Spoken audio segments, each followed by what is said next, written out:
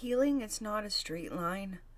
It's messy, uneven, and filled with days where you feel like you're finally free, only to wake up the next morning and realize there's still more to unravel.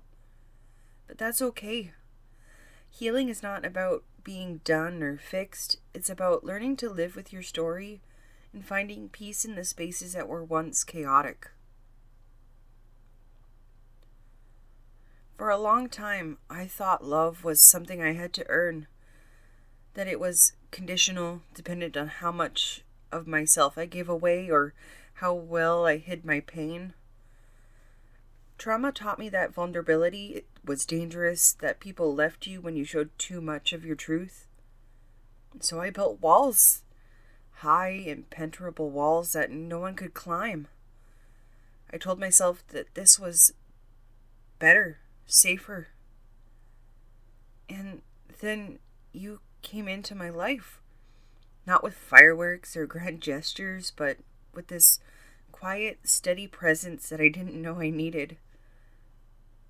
You didn't try to tear down my walls. Instead, you stood patiently on the other side, waiting for me to open the door. You didn't see my scars as something to fix. You saw them as proof of my strength, of everything I had survived.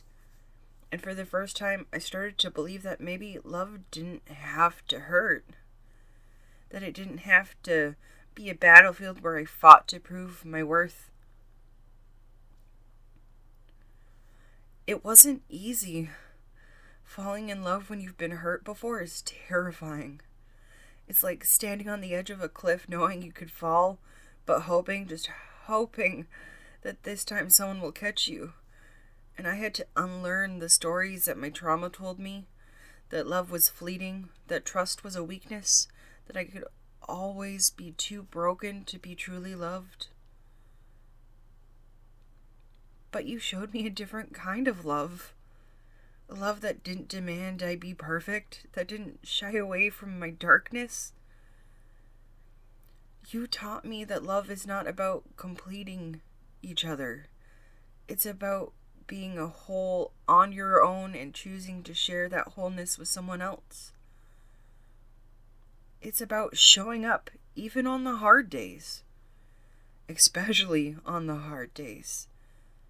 Healing and falling in love are not separate journeys. They are threads of the same fabric, weaving together into something new. And while I know I'll never be the person I was before the pain, I've come to realize it's not a bad thing. I am softer now, more compassionate.